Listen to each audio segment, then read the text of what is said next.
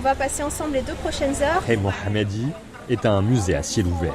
On va plonger dans l'histoire de Casablanca et du Maroc, au carrefour, on va dire, des années 50 jusqu'aux années 70. Maja Naïd Barka est la fondatrice de la start-up Citizen, spécialisée dans les visites guidées. Elles sont intéressantes ces années parce que c'est les dernières années de protectorat, effectivement, qui sont d'ailleurs au sein de ces quartiers des années qui ne sont pas du tout sereines.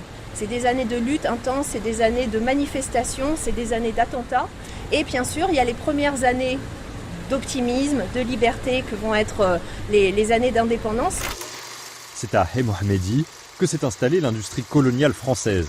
Autour des usines, des milliers de Marocains s'entassent alors dans les premiers bidonvilles de la capitale économique qui voient naître le syndicalisme et une culture de la contestation. C'est toute cette arrivée de population issue de l'exode rural qui va créer un véritable melting pot en fait dans ce quartier. Cette variété des profils qui atterrissent dans ce quartier très populaire, très pauvre, il est incarné par les Nas El Riwan.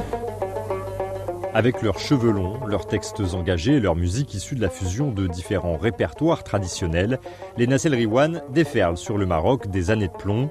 Alors que la répression s'abat sur les opposants, Hey Mohammedi va produire ses plus grands artistes. Ça va être un lieu d'effervescence, notamment contre-coup des années de plomb sous Hassan II, avec une sorte de réflexion autour du vivre ensemble qui s'incarne dans la musique, avec les Nas El Riwan ou les Tagadda, qui s'incarne dans le théâtre avec Taib Siddiqui qui prend la tête de Dal Shabab, dans la danse avec la Hassan Zinoun et plus globalement dans les arts vivants.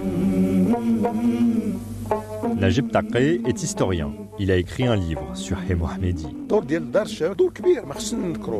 La Maison des Jeunes a joué un très grand rôle dans l'essor de la musique, du théâtre, de toutes les disciplines.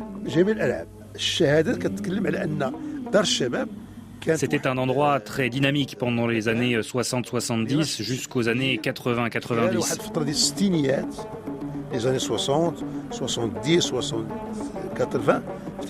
C'était alors l'apogée de la Maison des Jeunes. Évidemment, il y a eu des changements après qui ont provoqué son déclin. Mathias Reynal, Casablanca, RFI.